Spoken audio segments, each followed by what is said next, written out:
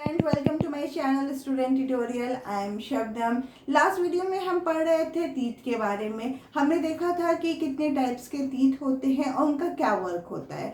फिर हमने तीत का एक डायग्राम बनाया था जिसमें हमने देखा था तीत जो है दो चीज़ों से मिलके बना होता है। फर्स्ट कवरिंग को हम एनिमल कहते हैं और जो सेकेंड कवरिंग है उसको डेंटाइन कहते हैं। ठीक है, जो अंदर की कवरिंग है उसको डेंटाइन और जो आउटर की है उसको एनिमल कहते हैं। आज हम वीडियो वहीं से स्टार्ट कर रहे हैं जहाँ से मैंने कल ख़त्म किया था। तो लेट्स बिगिन द वीडियो। हम आ रहे हैं हम यहाँ पे बात कर रहे हैं तीत की। तो तीत का कल मैंने एक डायग्राम बनाया था जो कुछ इस तरह से था। ठीक है, ये हमारा तीत है जिसकी आउटर कवरिंग ये दो कवर से ढका हुआ है। फर्स्ट को एनिमल बोलेंगे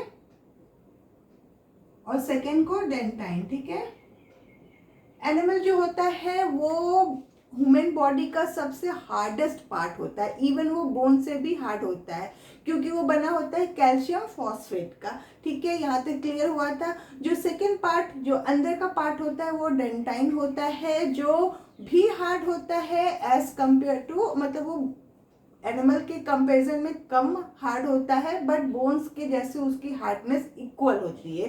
बोन्स की जैसी उसकी हार्डनेस होती है और एनिमल की हार्डनेस उससे भी ज़्यादा होती है। ठीक है, हमने यहाँ तक पढ़ा था। अब जो डेंटाइन है वो कैरीज करता है पल्प कैविटी। पल्प कैविटी जो होता है डेंटाइन में होता है, जिसमें होते हैं नर्व्स और ब्लड वेसल्स। समझ में आया? एनिमल डेंटाइन, डेंटाइन के अंदर पल्प कैविटी होती है। पल्प कैविटी जो होती है कैरीज करती है नर्व्स और ब्लड वेसल्स को। ठीक है, यहाँ तक बात समझ में आ गई। जो आज का टॉपिक है डेंटल केयर, वो कहीं ना कहीं dental caries, specially dental caries, dental care हम उसके बाद पढ़ेंगे। डेंटल कैरीज ये क्या बताता है कि डेंटल कैरीज हमें बताता है कि जो हमारा टीथ है वो किस तरह से इफेक्ट होता है जो भी चीज़ें हम खाते हैं। ठीक है, तो क्या है? The formation of small cavity in the teeth due to the action of acid forming bacteria and improper dental care is called dental caries. यानी जब हम कुछ खाते हैं, स्पेशली हम क्या पसंद करते हैं, स्पेशली हमें चॉकलेट पसंद होता है, मीठा मीठा मिठाइयाँ पसंद होती हैं। तो क्या होता है जब हम चॉकलेट खाते हैं यानी हम शुगर खा रहे हैं। ठीक है, खा लिया आराम से, खा के दांतों को क्लीन नहीं किया, छोड़ दिया, तो जो चॉकलेट या मीठे का जो शुगर वहाँ पे जाके जमा रहता है, या शुगर के पार्टिकल, स्पेशली प्री मोलर और मोलर की बात मैं कर रही हूँ, वहाँ पे जाके जो फंसे होते हैं वहाँ पे हो जाता है बैक्टीरिया का अटैक। क्या हो जाता है? बैक्टीरिया का अटैक हो जाता है और वो एसिड फॉर्म करते हैं। क्या करते हैं? एसिड फॉर्म करते हैं। ठीक है, तो ये बैक्टीरिया जो होता है धीरे धीरे जो होता है हमारे टीथ को इफेक्ट करता है और कैविटी में फॉर्म कर देता है। क्या करता है? कैविटी में फॉर्म कर देता है। तो यही चीज़ यहीं पे ये बता रहा है कि the formation of a small cavity due to the action of acid forming bacteria. तो जो हमने खाया, अगर हमने उसको क्लीन नहीं किया, स्पेशली चॉकलेट या कुछ मीठी चीज़ें, और वो हमारे दांत में रह गई और धीरे धीरे उसमें बैक्टीरिया का अटैक हुआ और उसने एसिड फॉर्म कर दिया। अब ये एसिड फॉर्म करता रहेगा अगर हमने प्रॉपर उसकी केयर नहीं करी, यानी हमने ट्वाइस अ डे का जो डेंटल केयर का है कि हमें ट्वाइस अ डे टीथ करना की ब्रशिंग करनी चाहिए, वो हमने नहीं किया। हमने उस तरह से जिस तरह से डेंटल केयर होनी चाहिए नहीं किया, तो वो कैविटीज़ जो होती हैं हमारे टीथ में होती जाती है और वो कहीं ना कहीं एक टाइम के बाद बहुत पेनफुल हो जाती है, क्योंकि जब वो बैक्टीरिया का अटैक होता है तो वो ऊपर की जो कैल्शियम की लेयर होती है, जो एनिमल होती है, उस पर इफेक्ट करती है, उसको धीरे धीरे ख़त्म करती जाती है। उसके बाद वो पहुंचती है डेंटाइन में, और जो बहुत ही ज़्यादा पेनफुल डेंटाइन में जब पहुंचती है तो होता है, क्योंकि पल्प कैविटी जो होती है वहीं पे होती है, वहीं पे हमारी नर्व्स होती हैं, वहीं पे हमारे ब्लड वेसल्स होते हैं, और ये कैविटी जो है बढ़ के हमारे डेंटाइन पे इफेक्ट करती, यानी एनिमल जो होता है उसको तक इफेक्ट कर जाती है, जो सबसे हार्डेस्ट पार्ट होता है बॉडी का। सोचो बैक्टीरिया कितना ज़्यादा इफेक्ट कर रहा है हमारे टीथ पे। ठीक है, और जैसे हम रेगुलर ब्रश नहीं करते हैं, हमारे टीथ में जो येलोइश लेयर जो होती है वो हमारे टीथ में कवर हो जाती है, प्रॉपर क्लीनिंग ना करने से, तो वो क्या होता है, वो डेंटल प्लग होता है, वो भी एक एसिडिक इफेक्ट, बैक्टीरिया का एक एसिडिक इफेक्ट का ही रिजल्ट है। उसमें भी सेम चीज़ें होती हैं कि धीरे धीरे वो प्लग जो होता है बढ़ता जाता है, और जो भी बैक्टीरिया इफेक्ट कर रहा है वो सीधे डेंटाइन तक पहुंच जाता है, वहाँ पे नर्व्स और ब्लड वेसल्स पे इफेक्ट जाते हैं, इन्फ्लेमेशन होता है और वो बहुत पेनफुल होता है।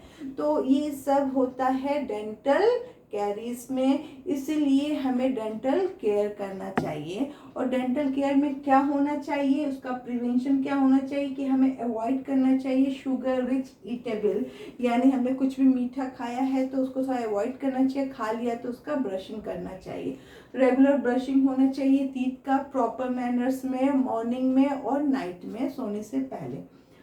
वेगरस च्यूइंग ऑफ फाइब्रस फूड, हमें फाइब्रस फूड वगैरह लेना चाहिए जो दांतों के लिए अच्छे होते हैं।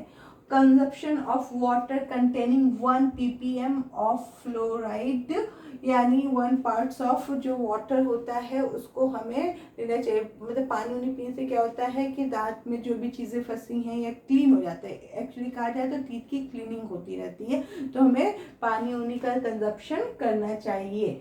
तो हमने क्या पढ़ा, डेंटल कैरीज में पढ़ा कि किस तरह से बैक्टीरिया के इफेक्ट्स जो हम शुगर यानी कार्बोहाइड्रेट्स वगैरह जो भी ले रहे हैं उस पर किस तरह से बैक्टीरिया इफेक्ट करके एसिड फॉर्मेशन करता है, और वही एसिड धीरे धीरे डेंटल कैरीज में बदल जाता है, यानी हमारे टीथ को वो बहुत ज़्यादा हार्म कर देता है।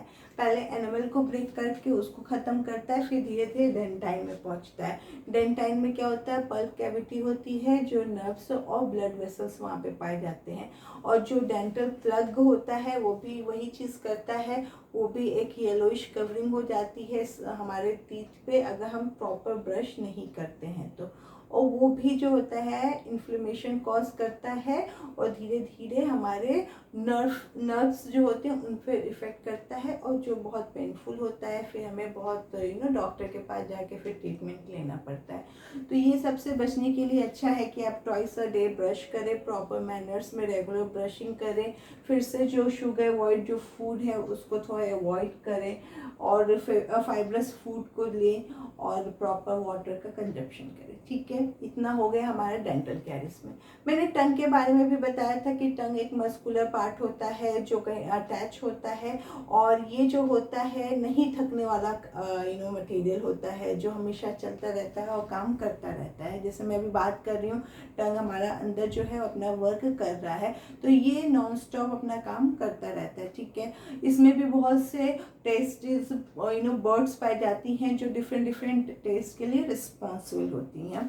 ठीक है, और इसमें जो होता है स्पेशली हमारा जो सामने का पार्ट होता है वो शुगर यानी शुगर के टेस्ट के लिए होता है, और लास्ट का पार्ट जो होता है वो बिटर टेस्ट के लिए होता है, और जो साइड के पार्ट होते हैं, यानी अगर मैं यहाँ पे ड्रॉ करूँ टंग को, ये माना टंग है और ये लास्ट पार्ट है जो जुड़ा हुआ है, इसका ये पार्ट जो होता है वो बिटर टेस्ट के लिए होता है, ये पार्ट शुगर के टेस्ट के लिए होता है, यानी मीठा टेस्ट के लिए बोल सकते हैं, और साइड का जो होता है सोर, और बीच का जो होता है सॉल्टी के लिए होता है।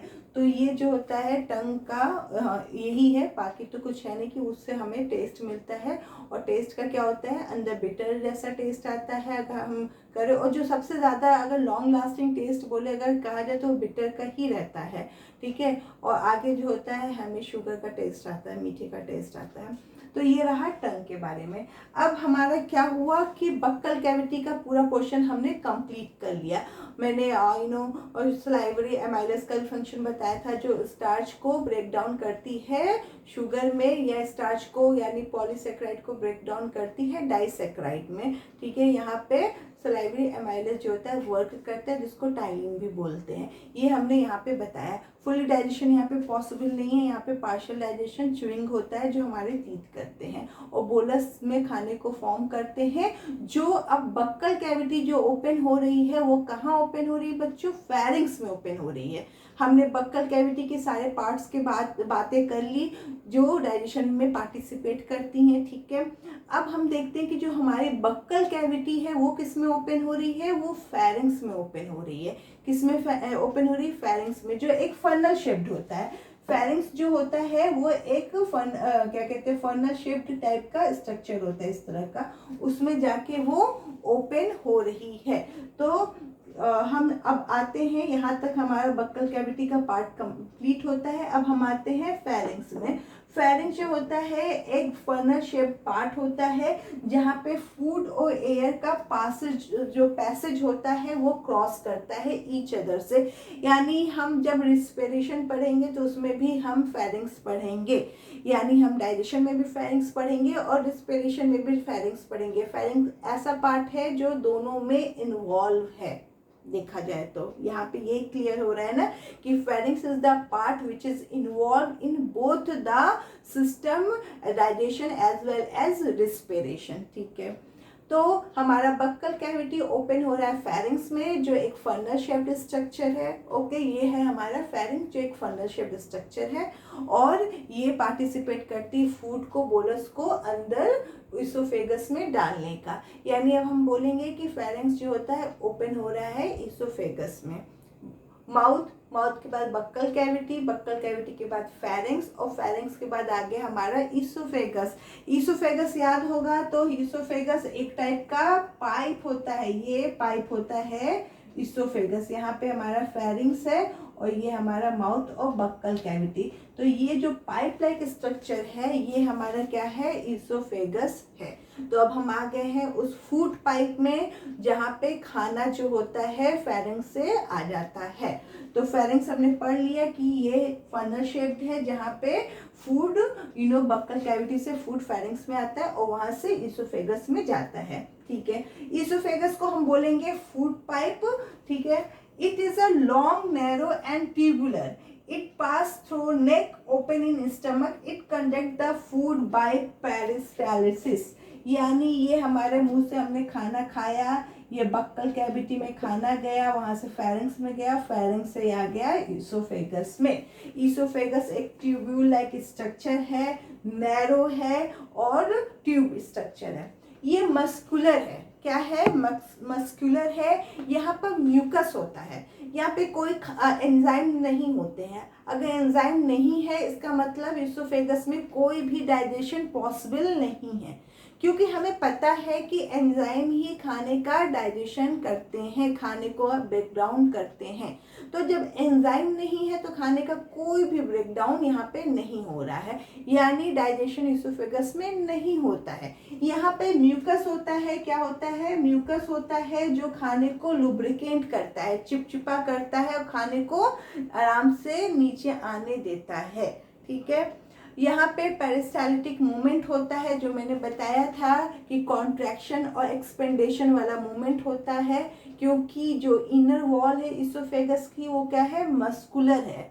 वो क्या है? मस्कुलर है, और वो एक्सपेंड करती है और कॉन्ट्रैक्ट करती है, और खाने को इसी प्रोसेस से, पेरिस्टाल्टिक मूवमेंट से खाने को नीचे पहुंचाती है। तो नीचे जब आता है तो ये किस में ओपन होता है? एक जे शेप्ड स्ट्रक्चर में ओपन होता है, जिसको हम क्या कहते हैं? स्टमक कहते हैं। ठीक है, तो अभी तक हमने क्या देखा? माउथ देखा, खाना हमने इंजेक्शन किया माउथ में, उसके बाद खाना हमारा गया बक्कल कैविटी में, जहाँ पे टीथ, टंग और सलाइवरी एमाइलेज एंजाइम के प्रेजेंस में हमने खाने को च्यू किया, पार्शियल डाइजेशन किया और उसको बोलस फॉर्म में यानी एक निवाले के फॉर्म में कंप्लीट करके हमने फेरिंग्स में भेजा, यानी बक्कल कैविटी ओपन हो रही है फेरिंग्स में।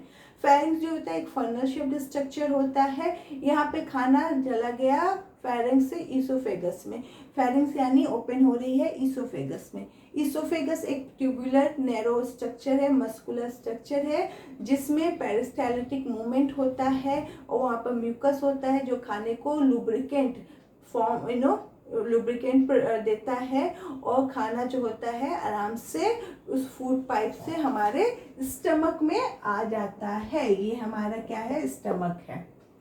ठीक है, तो अभी तक की बात समझ में आ गई। स्टमक जो होता है ये भी थिक और मस्कुलर होता है, जे शेप्ड होता है। सैक टाइप का स्ट्रक्चर होता है। सैक यानी एक पॉलीथीन की बात करें तो पॉलीथीन जो है अगर हम उसमें कुछ ना डालें तो वो ऐसे ही पड़ी रहती है, जब उसमें कुछ डाल देते हैं तो उसका कुछ स्पेस बढ़ जाता है। तो ऐसे ही है, जब खाना नहीं रहता तो ये चुपचाप से बैठी रहती है, जब खाना जाता है तो ये अपना वर्क शुरू कर देती है। तो ये एक थिक और मस्कुलर स्ट्रक्चर है, जे शेप्ड स्ट्रक्चर है, और जो होता है ये प्रेजेंट होता है हमारे लेफ्ट साइड में, एब्डोमिनल कैविटी में प्रेजेंट होता है और बॉडी के लेफ्ट साइड में प्रेजेंट होता है। तो ईसोफेगस से खाना आ गया स्टमक में, स्टमक जो होता है जे शेप्ड स्ट्रक्चर होता है, और यहाँ पे जो प्रेजेंट होता है स्टमक वो लेफ्ट साइड में एब्डोमिनल कैविटी में प्रेजेंट होता है। ठीक है, यहाँ तक की चीज़ें हमें आज समझ में आ गई। अब ये डाइजेशन आगे भी चलेगा, हम स्टमक से ही नेक्स्ट वीडियो में कंटिन्यू करेंगे। तो आई होप आपको हमारा वीडियो पसंद आता हो। प्लीज़ लाइक एंड सब्सक्राइब करें हमारे चैनल को। Thank you for watching.